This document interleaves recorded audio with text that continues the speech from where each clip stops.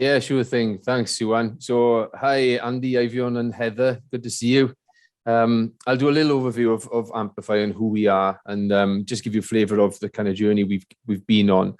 And then Sue and I might probably have a discussion, but I think more useful for you guys is if you've got specific questions to flag them, because I love that interaction, and then you take away something that's genuine to you rather than just having kind of a generic. I don't do monologues, folks. It's nobody wants to hear my monotone voice all afternoon. So Amplify, who are we then? Founded in August 2015, two founders. They were working in a large corporate. They were working on a big global energy project, and they had to engage a lot of incredibly expensive consultants. And by expensive, I mean we're talking millions and millions of pounds. They worked with these consultants over a number of months. And when the results came back, both Ian and Chris, the two original founders, were massively disappointed. They just felt that they'd had their brains replayed to them. It was just repackaged in a very nice presentation and a couple of slide decks. Maybe I'm dumbing it down a wee bit, okay? But that was basically the premise. And they thought there's got to be a better way of getting really good business intelligence in a fast and meaningful way, and not just have to go through this incredibly onerous process. So off they went, and they felt that unlocking the power of the internet was the way to do it. How do you unlock such a massive resource? Well, it's not through humans reading anymore; it's through AI. So that's where the business started. They left BP. So the original part of the journey was founders still keeping their toe in the original jobs. So they were in energy at BP. And then 2016, I would say, is when the business really kicked in. All the original founders left their jobs and really jumped in because they felt there was really something in the business. So that was where it started. So we're a software business. We provide SaaS software solutions for large corporates globally.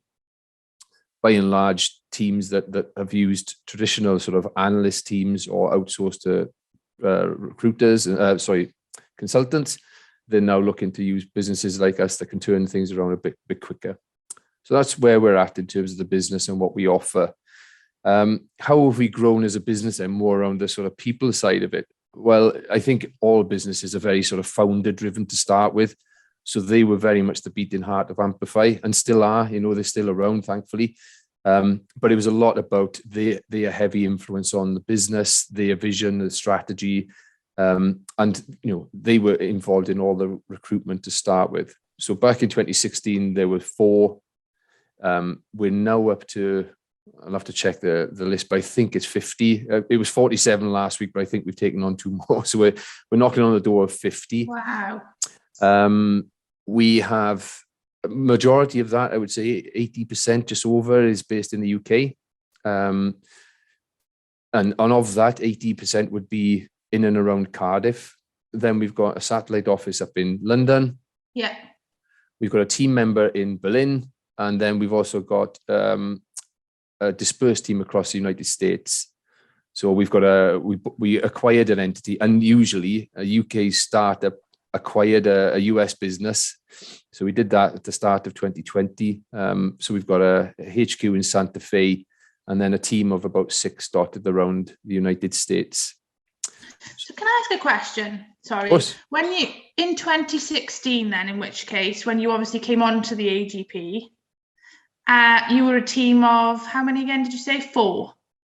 There were 4 original, 4. 2 founders, and then 2 more founders came on board, yeah. Okay, and then how have you probably will come to this, but just a question from me is, how have you managed to do that whole sort of scaling piece? Is that through sort of like when you get to this point in your sort of almost discussion, Rony, can you be able to sort of fill that in terms of, did you go temp to perm? Did you go temp? Did you go contractor? Did you go perm straight away? Did you use a blend of like graduate talent? Would you be able to cover that when you come to, because I think that's a really important point, that sort of some of the businesses are struggling to scale a business in that way with talent available at the moment. Yeah, sure. So, I mean, I think this is an evergreen problem for businesses, is when do you recruit, when do you bring somebody in? Is it worth the outlay of the finance? Because, not everyone's blessed with a huge treasure chest of funds. But I think everyone who's done it, once you make that decision to bring people in, you realize you can move that much quicker with more bodies around the table, and actually it pays dividends. So it is, you have to get past that inertia, I think. But once you start that, then it kind of snowballs. You realize you can cover so much more ground. So we did a blend, and we always have actually. We've brought in some experienced hands, but we've always gone down the internship route as well. Oh, okay. So any university in particular, or we've worked with most locally. We've now engaged with LSE and Imperial up in London as well. We've always paid our interns, so we've never taken on any sort of freeze. I think that's really important, and we only do it if we think there's a progression pathway to actually keep them. Oh, nice. So yeah. We're not into this sort of, here's 3 months. Thanks very much. You put in an awful lot of time into onboarding. They learn an awful lot, and then they take that stuff away. So where we can, we try and keep them in the business, and we've done that successfully over a number of years. So by the same token, we've not done the temp route either. If we think there's a role worth filling, we make it a permanent position and bring them in. Excellent. Okay, thanks for that. That's really helpful. So yeah, in terms of how have we recruited, where you need resource in the business becomes quickly apparent. Again, when you've got that, everyone's wearing many hats, right? I'm sure everyone on this call wears 3 or 4 hats, and I actually quite like that start of the business where there's a lot of generalists, and you dip your toe into an awful lot of things, and there's a huge amount of variety. But when you get to a position where actually we need specialists now, we've got to a role where, like, I couldn't run finance. I understand it enough to know my way around a P&L, but I'm not an FD. So you need to start bringing in real specialisms within the functional areas. So that's where you kind of start to grow up and move out of that startup phase into a scale up. And then you build up the functional areas and have people looking after those that really know what they're doing. So I no longer do anything like biz dev. We've got people who actually really know what they're doing with sales, and I've stayed in the functional area. So that was quite an important transition for us, actually, all around growing up as an organization and bringing in a bit more process, I suppose. Brilliant. That's amazing. So in terms of your process of hiring somebody in, of course, what if you were sort of ultimately putting your brand out there, what would be the Amplify brand? Like, if I wanted to sort of almost think that I worked for Amplify, what could I expect, sort of touch and feel almost? Yeah, and it's a really good point, Sue, and it's something that we're looking to define now. What is it to be? There's this verb that's coming in, an amplifier. So if you want to be an amplifier, what does it mean to be that? And what are the sort of behavioral traits that come with it? So, I mean, to start with, exceptional skills is kind of top. We really understand the role that you're going for. But for me, it's more interesting about the behavioral traits. So we want people that are really big on ambition, that are willing to aim high. So one of the things that we saw, certainly when I was in the Excelerator, actually in the NatWest Accelerator, was benchmarking against peers locally. That's fine, okay, but as a SaaS business, actually our competition is global, and that's where your benchmark needs to be. What are they doing in Tel Aviv? What are they doing in Berlin? So having that as a really high bar was important. Those personality traits, then you need to document them because they play a key part in your recruitment process. So first of all, you define what are the behavioral traits that you're looking for. So, like I say, high ambition, able to deal with ambiguity, right? So I'm hoping this will resonate with Andy, Heather, and Avion, but we haven't got a blueprint of where we're going as a startup and a scale up. We're figuring stuff out as we go along an awful lot of the time. So you need staff that actually can deal with that. It's quite a scary prospect for some. So testing that out early in the recruitment process. So dealing with ambiguity, high ambition, being able to move at pace, I would say is another thing, and a high degree of initiative. Mm-hmm. So if it's not there, if you haven't got a resource you can just lift off the shelf, you've got to go away and build it or make it or create it or write it, whatever it is. So early phase business really need those kind of behavioral traits, I would say. That's perfect. And I think, does anybody else sort of feel that? Obviously, is that a challenge that you're facing at the moment? Obviously, that whole, how do I package up my offering, my proposition, and ultimately how do I compete with, I don't know, employers that are offering less ambiguity, say? Has anybody got any experience of that at all? Yeah, I think definitely as a start, my company is in very much the same sort of space as Rony's. But yeah, I've worked in tech and SaaS for about 10 years now, and there's certain names to conjure with in Cardiff that people are aware of, and they look for, especially graduates, they look for roles in the companies they know. Yeah. So you've got to be proactive and go to them. Exactly. They're chasing the badge, aren't they? They're constantly looking for that sort of like employer like recognition, that type of piece. Yeah. And it is hard, especially when you're a startup. And there's a lot of startups out there, and some of them are better backed than others. And they can offer a greater salary or better package or whatever.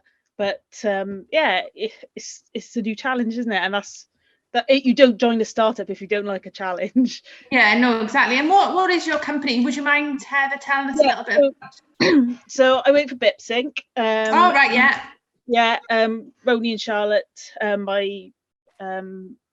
I guess Charlotte is my line manager. We don't really have line managers as such.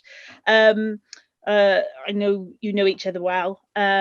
Previous to that, I've been at Box UK and a couple of smaller startups more recently. So I started in tech in a very established company, then went right back to the beginning with the last two companies that I was at that were like literally founder level, and now I'm at Bitsync, which has been around for about 7 years, I think. I'm not quite sure. I'm still quite new to the company myself, but we work in sort of like the finance sector, and like Amplify, we are we're around about the 40 or 50 mark, and partly in the UK and partly out in the States.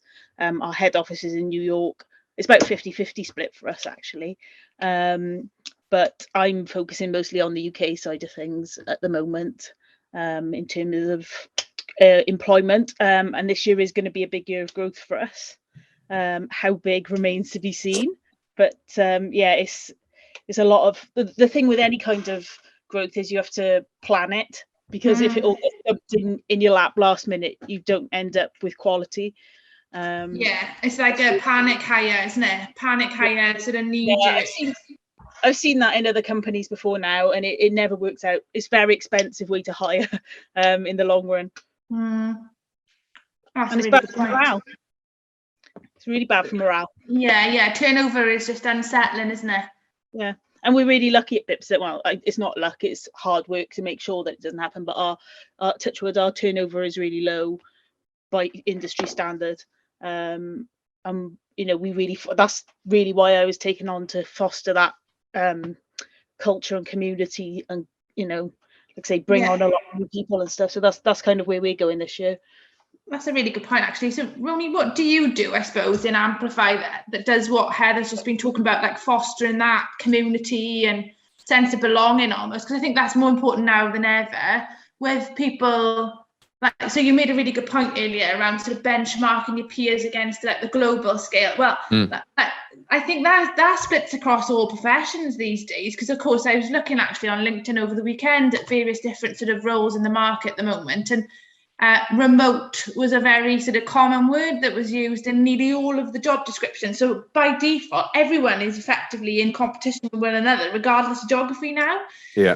I think one really important thing is about belonging as well, isn't it? Creating somewhere, if you're not obviously at a desk in front of somebody, going to the water cooler with each other, yada, yada, yada, then you're obviously going to need to be sure to be building that community virtually. So what have you done to do that then?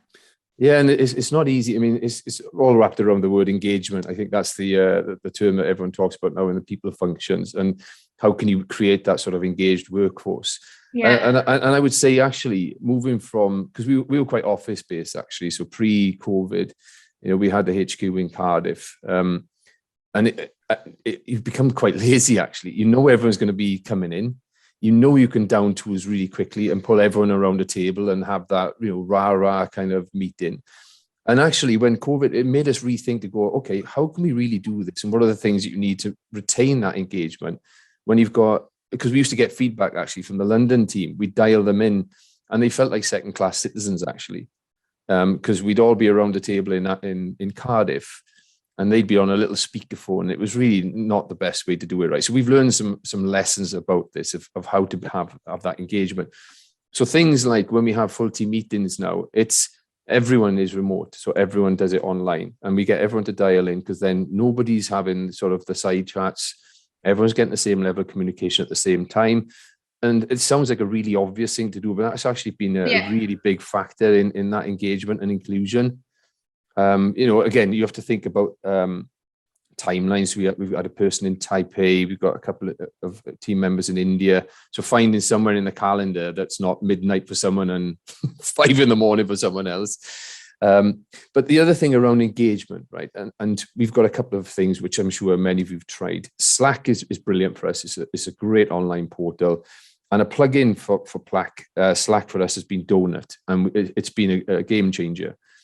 When you can't accidentally bump into someone over a coffee, Donut just randomly connects just 2 people across the organization. It can be any part, so you get sales and a machine learning engineer linked up.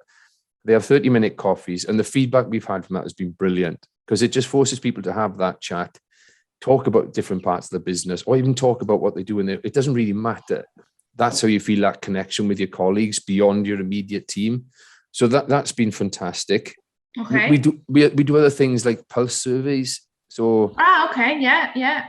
We had these when I was in a large corporate, in the bank. We used to have these fairly regularly, and I thought, will they translate to a startup? But actually, if you're not physically being able to eyeball people on a day-to-day, you need other ways of keeping your finger on the pulse of how people are feeling. Yeah, definitely. So whether you use ENPS, that's one common one, but we use the Gallup Q12 survey.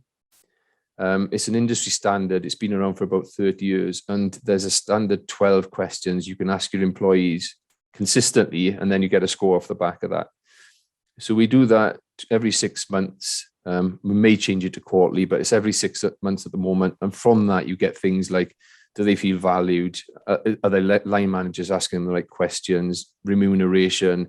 Do they recognize? Those kind of really key questions that can help formulate whether you've got an engaged team or not. Brilliant. Okay, excellent. That's fantastic. And I suppose, can I just talk to you a little bit about the T-shirts as well? Yes. Yeah. So I don't know, obviously, if you're all aware, but actually you can identify an Amplify employee by the T-shirt that they wear, because it just says Amplify on the front. What was the thinking behind that then? And is Heather going to actually show us an Amplify T-shirt? No, I'm going to put a Bitsync one on. Oh, right. This is caught on. This is caught on. Yeah. Again, it is funny enough. It is part of that feeling connected. So we don't insist on people wearing them, right? It's completely optional, but people love to wear them. The team worked really hard on the design. Actually, ours has got an A and an I. So the arrow in the A is about going deep down into the internet, and the arrow to the side is about looking forwards. So there's a rationale to the design. Yeah, but people love the T-shirts, and they use it on calls. And if you're a million miles away, like the team out in Taipei, when it lands in your desk at your door, you've got that T-shirt, you feel, okay, I'm an amplifier. I'm not just a bod that's way out there. I'm part of a bigger family. It's a shared connection, isn't it?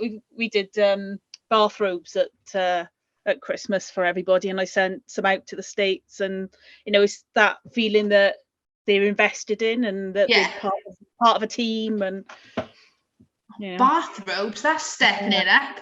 Dear me, I'd love a 5-star. bathrobe. My actual favourite of our swag, though, is the socks with our CEO's face on. That's great. So, Andy, Adrian, obviously, any questions that you what are your challenges around, I suppose, culture, people, building a community? Well, we've got an interesting challenge at the moment. You can hear me, can't you now? I can, yeah. Thank you for dialing in. Yeah, because I logged in again because I was having problems. We're just about to do an employee ownership trust. So as Mandy and I start stepping back, then the idea is that the trust basically will, in effect, be owning the business, and that's quite an interesting time for us. Partly because we're back, but also, it's a case of building. We have a team, and they're a good team, but they're now going to be taking on further responsibilities. So it's quite an interesting time for them too. So what are you going to be doing to ensure that they're well equipped for the path ahead? Well, yes, there's a lot of activity.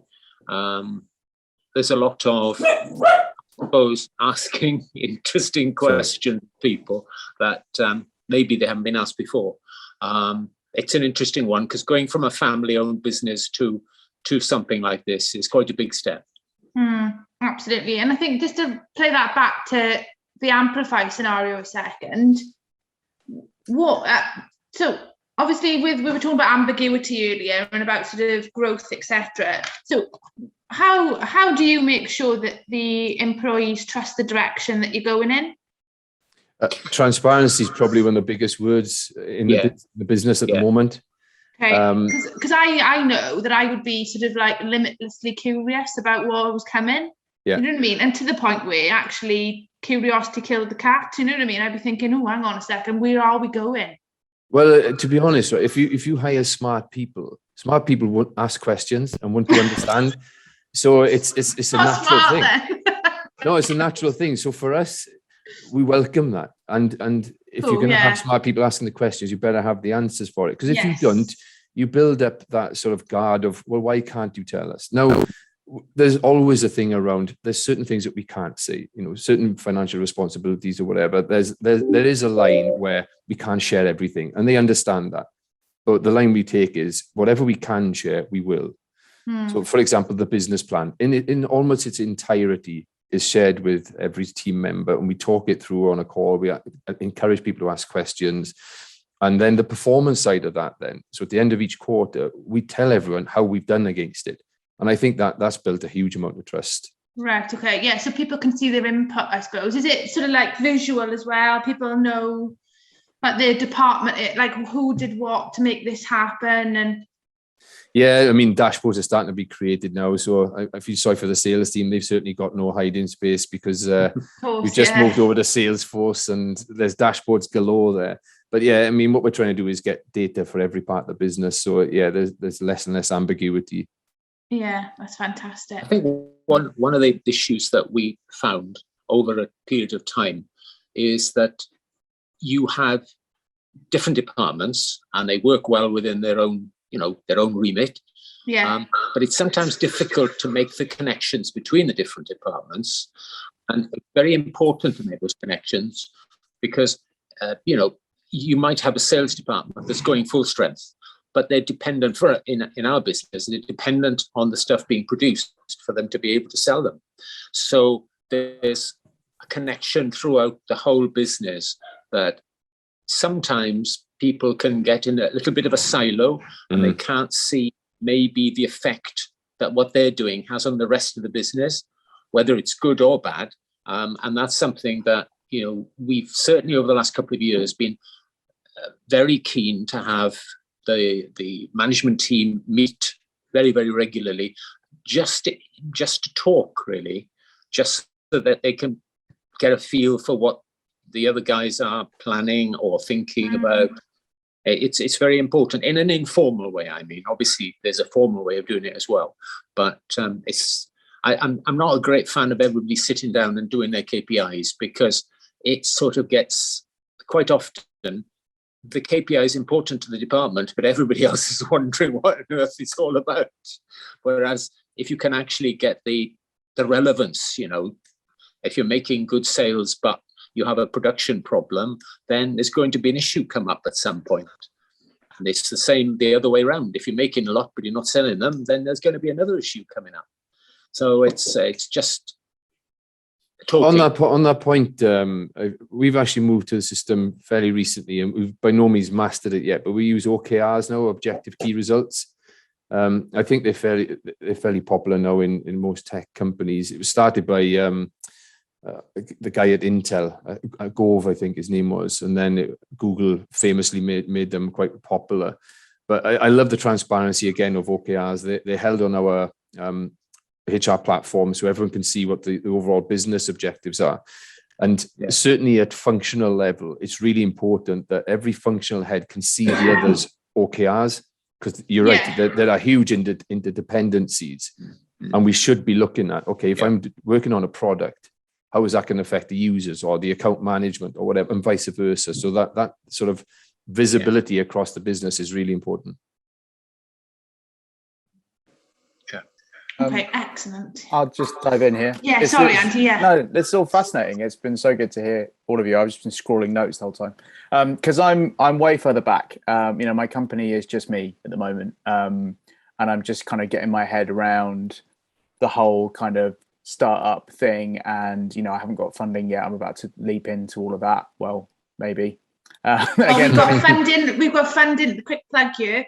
Funding February, so a load of events to help you navigate funding next month.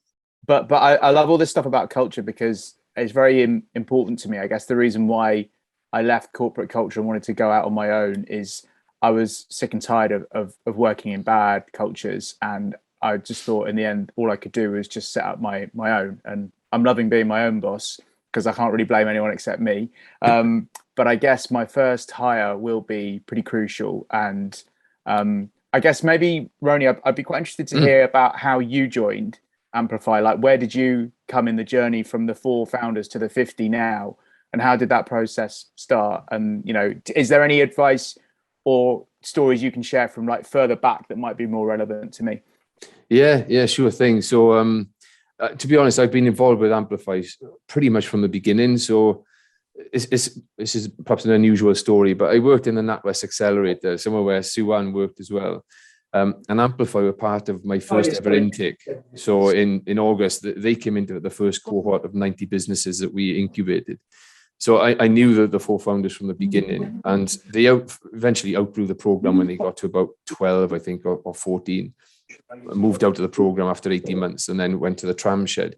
And it was when they got to around the 20 mark, I would say maybe just over, that's when Chris started to feel that they were creaking at the seams in terms of needing somebody to get hold of operational side of it. It was getting a little bit of an unwieldy. It wasn't just 5 people around the table anymore. There were 20 bodies to look after and make sure that everyone was being productive and driving in the same direction. So that's where I came in. I think pre-20, you can perhaps still get away with finding your feet and figuring stuff out as you go along. I don't think you need as much process. You've got to be super, super nimble in those early stages. And it's when you've figured out whatever your product market fit is, or whoever your audience is, once you've nailed that and your business model is pretty figured out, then you can perhaps start to consider then having a bit more operational and process brought in. Does that answer your question, Andy? Yeah, it does. Yeah, thank you. Just to probe a little bit into that as well, Rony, obviously, Rony sold himself short there a second, Andy. So actually, he was. So we both at the NatWest Accelerator together. So Rony left, and I replaced Rony, funny enough. But basically, Rony, you spent a good amount of time sort of coaching and supporting businesses just like yours, Andy, in exactly what sort of the challenges that you're facing at the moment. So it was around sort of accountability, like to sort of help businesses gain clarity about, okay, well, when do I take on the first person? In which case, like, what are the trigger points? So could you maybe share, Rony, some of your experiences of helping sort of founders to gain that clarity, possibly? Yeah, sure. And Amplify is a prime example, actually. They were hoping to go down the organic route. That was actually the plan A. So could they just do it through revenue and grow organically to begin with, and maybe explore the funding? Exactly where I am at the moment. Is okay. That. Yeah. And that was definitely doable. But in our sort of enablement sessions, it quickly became apparent that although they could do that, it was greenfield at the time, right? But everything was going to be catching up really quickly.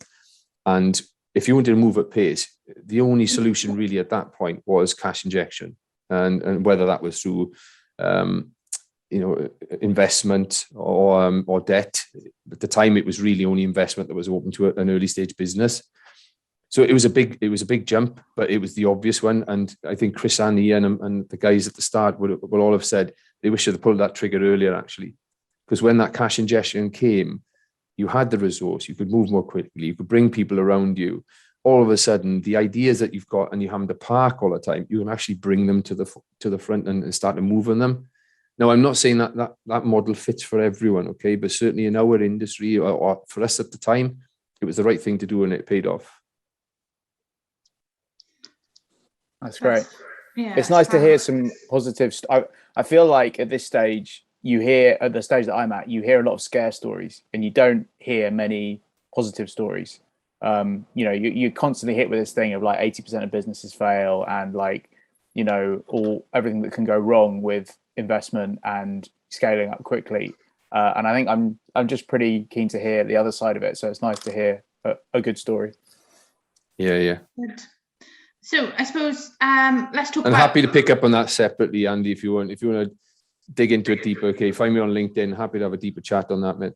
Thanks, Rony. Oh, that's fab. Thanks, Rony. So let's talk about future then. So what's the future for the workforce at Amplify? What would you say? So we, by the end of this year, we'll probably be up to around 80. That's in the business plan, there or thereabouts. So, we're not going crazy speed, but we're adding at least another 50% to the head count, which is, quite a big increase. We'll hopefully move in premises. So that's quite a big deal for us. Yeah, because that's like, there's so much, I suppose, memories to that attached to that building, isn't it? And like where it all began type scenario. Yeah. So do you know where you're going to go? It's kind of in the balance at the moment. There's two options for us. So we're still undecided on that. So I can't say at the moment which way we're going to go. Yeah. Two very, very good opportunities for us. But again, when we're doing this, we're going to have to consider it's not all about then piling back into the office. Okay, we need to take the great learnings that we've had from the hybrid and almost make it like people want to go in because there's a reason to collaborate. Otherwise, people can work just as effectively at home, particularly our devs and things. The engineering team, they don't need to be side by side. And if you force them to come in, they'll just wear a headset and not talk to each other anyway. So having really good, genuine reasons to come in. And if the majority of that is because, say, on a Wednesday, they like to do some work side by side and then go for Wings Wednesday and Brewdog, cool, fine. I love that, because if that's what makes them feel more connected and forges a team, great, that works for us, So yeah, adding to the head count, we'll probably be building out a team in Reading. So I'm guessing we'll have a second premises there. And then we'll just have to see what happens in the States. That's going to be a huge market for us to exploit. So we may well have to build up the team in the States as well. So some remote onboarding, and depending on COVID, maybe a little visit for me out there if I can. Nice. So where is it? Santa Fe, is it? Santa Fe is where our current base is, but I'm guessing because of time frames, we'll look to get something, closer towards the sort of Boston, New York area. Yeah, makes sense. Great. And do you think you're going to struggle to recruit? No.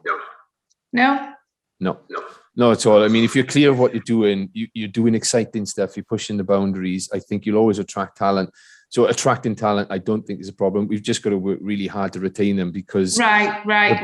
The benefit of we can recruit globally now, but also our very talented team can be poached from global businesses as well. So you've got to work really hard on that retention and make sure that the team that you've got are happy and keen to stay. Good, excellent. Any more questions for Rony? Obviously, we've got another about 4 minutes. Any more questions that anyone's got at all? Observations? It sounds like it's a nice atmosphere. It sounds like a positive atmosphere at Amplify. So, I think that if you've achieved that, that's hats off to you. And flexible. That's the other thing that's come across to me, is like real flexibility, like willing to just adapt and not think that the old way is the best way, which I think that's brilliant. To keep that nimbleness from, I guess, the start days, keep the best bits of that through the bigger days is really good. Yeah, this is a real cliche, right? But I do stand by it. If you hire smart people, then you've got to allow them to think and to feedback and to have an input into the business, because if you don't, then they'll just go elsewhere, So I think we do listen. It's I almost treat this as, and I'm guessing most of you will, if you look after the people side of things, that they're my internal stakeholders. They are my customers as a people function. So while we work incredibly hard to try and listen to the market about our products, I've got to work equally hard to listen to our team internally and make sure that we're we're going in the right direction, and that if we're doing things right, that they're telling us. If we're doing things wrong, that they feel free to say that. Yeah, exactly. That's a really good point. I think if people just feel valued, and they feel supported, and they know where they're going, it's just basically, it's basic, isn't it? To keep good people is quite basic. I think if they feel that they belong, ultimately. Can I say one thing I perhaps haven't spoken about, and this is around sort of personal development. I think, again, smart people want to feel like they've been challenged and are on a progression pathway. So having those clear progression pathways is important. I'm not saying start to put in loads of layers, because as a small company, all of a sudden you can have loads of layers just because you want to promote people. But, if you can't compete with some of the massive salaries around the world, then career progression is something you can offer. Having tailored learning packages and personal development plans is something that we've brought in. And the other thing I would say around learning and development is around leadership. So certainly frontline managers, somebody may be exceptional at doing a particular role. You have to make sure that they've got the resources and the training and the support around them to become a frontline manager. Because if you've done that for the first time, it's not an easy step up. So you support any line managers that you promote, because it's not an easy transition. So the reason why I'm saying that, in Amplify, actually, we've got two progression pathways. One is you become a leader of people. And those are people that certainly have got that natural trait. They've got the empathy, the understanding, they've got those leadership and traits that they demonstrate. But if it's not for you, then you can go down the sort of individual contributor pathway. And that's where you become like a principal engineer. So you don't grow a head count. But what you become is incredibly specialized in a particular area and an advisor in that role. So that then offers two different ways to climb up in your career at Amplify. I think that's a really interesting point you just made there, because people have different characteristics, and there are people who are leaders, but there are also people who either haven't got it or don't want to be, and you have to be able to offer them something as well. Yeah, absolutely. Yeah, and the smaller the business, the more difficult sometimes that becomes. But yes, it's still feasible. Yeah. Yeah, no, it's a really good point. Really, really good point. Excellent. Well, we're bang on time.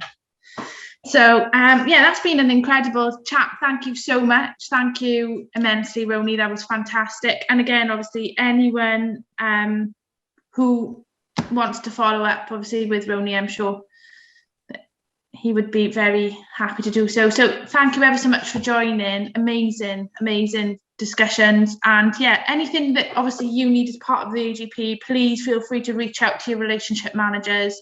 Any support that you need, whether it's around recruitment, talent, culture, and any coaching that you need in that sort of sphere, please let us know, because obviously that is the reason for these sort of not disruptive, but almost sort of opportunities to get you thinking about sort of where are the areas of support that you potentially could benefit from. So by bringing discussions like this to the forefront, it starts to challenge your thinking around sort of potentially where you could have support from the AGP. So please do get in touch with your relationship managers and follow that up if that would be of help and assistance. But thank you ever so much indeed for joining us. It's been great to see you, the three of you. So thanks a lot. Have a great week.